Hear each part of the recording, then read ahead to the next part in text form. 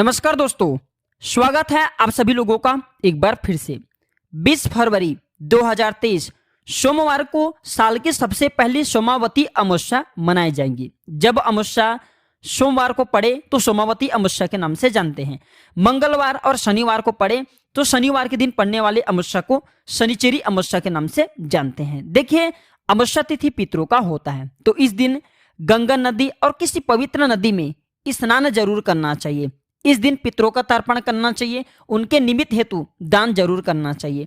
जो लोग पितृपक्ष में पितरों के निमित्त हेतु तर्पण नहीं कर पाए हैं, दान नहीं कर पाए, ऐसे व्यक्ति अमावस्या तिथि के दिन पितृ के निर्मित हेतु तर्पण कर सकते हैं, दान कर सकते हैं। हिंदू पंचांग अनुसार फाल्गुन माह अंतिम मास होता है, इसलिए इस माह में मंत्र जप और तप का विशेष महत्व होता है। दोस्तों, इस दिन सुहागिन महिलाएं पति की लंबी उम्र के लिए व्रत भी रखती हैं और पीपल के पेड़ की परिक्रमा भी करती हैं। इस तिथि के स्वामी पितृ माने जाते हैं और इस दिन स्नान दान करने से पितृदोष, काल सर्प दोष, इससे तत्काल मुक्ति मिलती है और पूर्वजों की कृपा से परिवार में खुशहाली और समृद्धि आती है।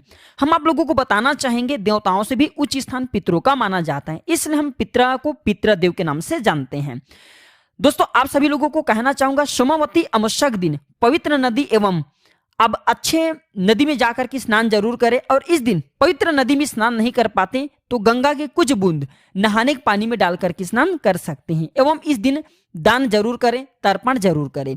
इस दिन स्नान करने के बाद पितरों के आत्मा के शांति के लिए तर्पण जरूर करना चाहिए। मान्यता है कि ऐसा करने से जीवन में सुख समृद्धि का आशीर्वाद प्राप्त होता है और पितर प्रसन्न होते हैं। साथ ही इस दिन भगवान शिव और माता पार्वती की उपासना करने से सभी मनोकामना की पूर्ति होती है, क्योंकि इस दिन सोमवार पड़ने के कारण सोमवार का दिन भगवान शिव जी को समर्पित होता है। जीवन में सभी प्रकार के अगर इस दिन कुछ उपाय किया जाए तो दुखों का नाश हो जाता है। इसके साथ ही साधक को कई प्रकार के दोष से भी मुक्ति मिलती है।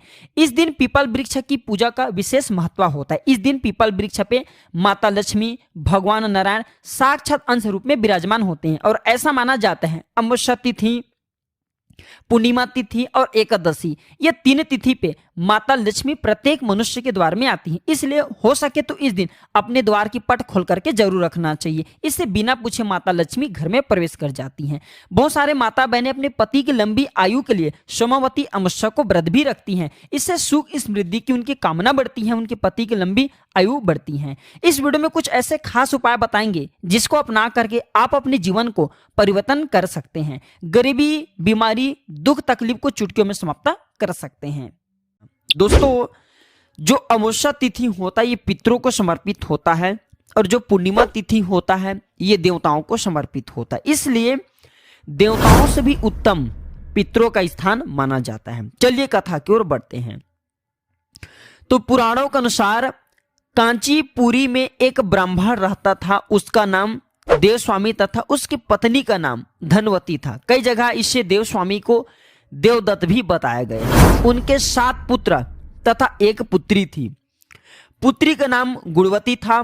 ब्राह्मण ने 7 पुत्रों को विवाह करके बेटी के लिए वर खोजने अपने सबसे बड़े पुत्र को भेजा। ध्यान से सुनना है, बेटी के लिए वर खोजने के लिए अपने सबसे बड़े पुत्र को भेजा। उसी दौरान किसी पंडित ने पुत्री की जन्म कुंडली देखी और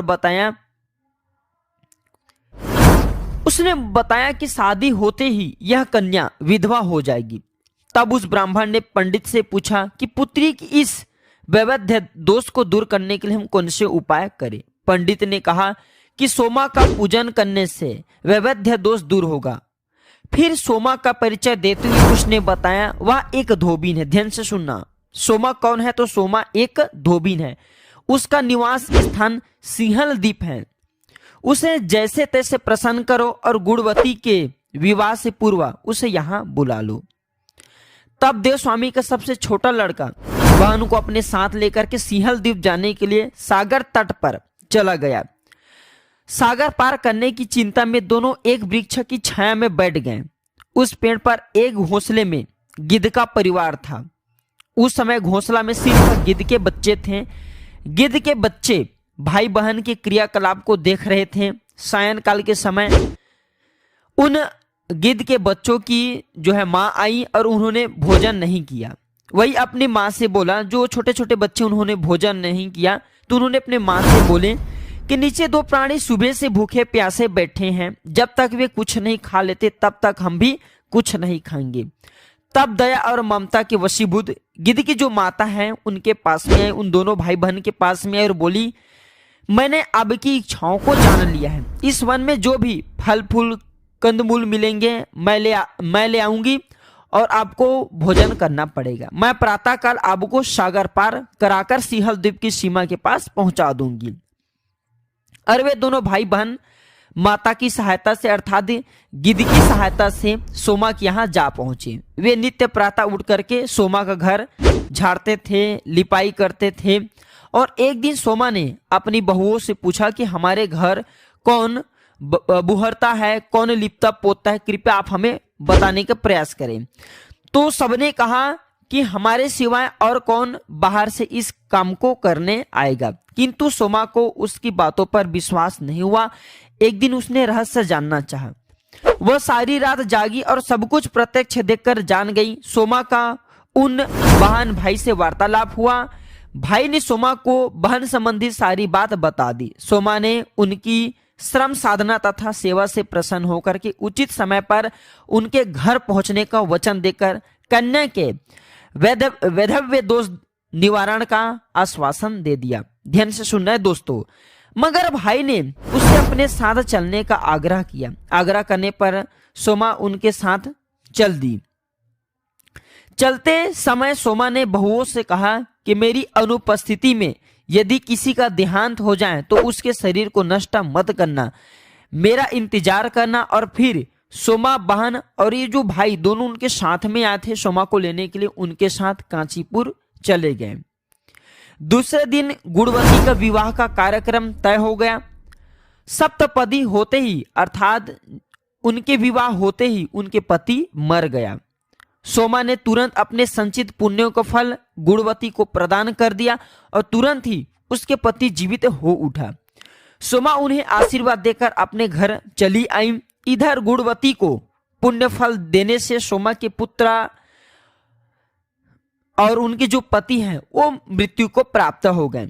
सोमा ने पुण्य फल संचित करने के लिए मार्ग में अश्वत्थ अर्थात पीपल वृक्ष की छाया में भगवान विष्णु जी की पूजन किया, 108 परिक्रमा किया और उसके पुण्य होने पर पुनः ही उनके जो मृतक पुत्र थे, उनके जो पति थे वो जीवित हो उठे। अर्थात भगवान विष्णु के प्रताप से सब जीवित हो उठे। तो ऐसा माना जाता है इस दिन निष्काम भाव से पीपल के पेड़ की सेवा किया जाए, पूजन किया जाए। और अगर सोमावती व्रत रखा जाए इस दिन, पीपल के वृक्ष के कोई भी व्यक्ति हो, चाहे आप हो, चाहे आपके माता पिता हो, चाहे हम ही क्यों ना हो, अगर पीपल के वृक्ष की अगर इस दिन घी का दीपक जला करके शाम के समय में 108 परिक्रमा लगाया जाए तो शरीर में इंद्र समान पुण्य बढ़ जाता है। कहने का मतलब है कि आपके शरीर में इतना ज्यादा पुण्य आ जाता है कि आप अपने पुण्य के प्रताप से किसी को श्राप दें, वरदान दें, वह फलीभूत होने लगता है, लगने लगता है। और अगर आपके जीवन में कोई घोर समस्या है, बहुत बड़ा संकट चल रही है, धन आने का मार्ग बंद हो चुका है, जीवन में बहुत ही ज्यादा कठिनाई चल रही है, तो केवल 108 बार आप जो है पीपल की परिक्रमा लगा लेना। ओम नमो भगवते वासुदेवाय इस मंत्र को जाप कर लेना। 108 बार परिक्रमा लगाते हुए इस मंत्र को बोलिए। दुनिया की वह हर चीज आपको प्राप्त होगा जो चीज तुम चाहोगे। आपको पुण्य चाहिए, पुण्य मिलेगा। आप चाहते हैं नौकरी में प्रमोशन हो जाए, नौकरी में प्रमोशन मिलेगा। आप चाहते हैं आपके कोई बिगड़े हुए काम पुनः बन जाए, तो आपके बिगड़े हुए काम पुनः बन जाएंगे। ये उपाय जरूर करिए, आपको 100% लाभ मिलेगा। चलिए मैं आप लोगों को कुछ और मौनी अमावस्या संबंधी विशेष रूप से जानकारी बता दूं। आपने अभी तक कमेंट बॉक्स में ओम नमो भगवते वासुदेवाय नहीं लिखे तो लिख दीजिए, और हाँ वीडियो को लाइक नहीं किए तो वीडियो को लाइक कर चैनल को सब्सक्राइब जरूर कर लीजिए। और एक विशेष जानकारी आप सभी दर्शकों को बताना चाहूंगा, आप सभी लोगों के जनहित के लिए हमने अपने प्राचीन ज्ञान स्टोर नाम की एक वेबसाइट तैयार की है, कि स्टोर तैयार किए हैं, जिसमें आप लोगों को बजरंग बाण अनुष्ठान से निर्मित हमने एक सुरक्षा ताबीज तैयार किए हैं जो कि बजरंग विपरीत कवच से निर्मित हैं, बजरंग बाण से निर्मित हैं। अगर आप इस ताबीज को पहनते हो तो ये आपको हमेशा सुरक्षा प्रदान करेंगे, भूत प्रेत व्याधा से बचाएंगे, नवग्रह के जो पीड़ा होते हैं इन दोषों से आपको बचाएंगे। आप स्वयं पहने, अपने घर परिवार में रहने वाले बच्चों को पहनाएं, हमेशा आप जो है इनके प्रभाव से सुरक्षित रहेंगे। लोगों के अध्यात्म उन्नति हमेशा काली नजर लगने के कारण ही रुक जाता है। चलिए अब वीडियो की ओर बढ़ते हैं। तो आप सभी दोस्तों को बताना चाहूंगा, इस दिन पितरों के निमित्त हेतु श्राद्ध तर्पण अवश्य करना, पिंडदान जरूर करना चाहिए। इससे पितरों की आत्मा को मुक्ति मिलती है एवं उनका हमें खूब सारा आशीर्वाद प्राप्त होता है। क्योंकि दोस्तों जो देवताओं हैं, देवताओं से भी उत्तम पितरों का स्थान माने गए हैं। यदि संभव हो तो इस दिन घर में श्रीमद् भगवद गीता का पाठ करना, किसी ब्राह्मण से मत कराना, स्वयं श्रीमद् भगवद गीता का पाठ करना। जितने अध्याय अब से बन पड़े उतने अध्याय जरूर पाठ करना। इससे समस्त प्रकार के भूत प्रेत बाधाओं से आपको मुक्ति मिलेगा।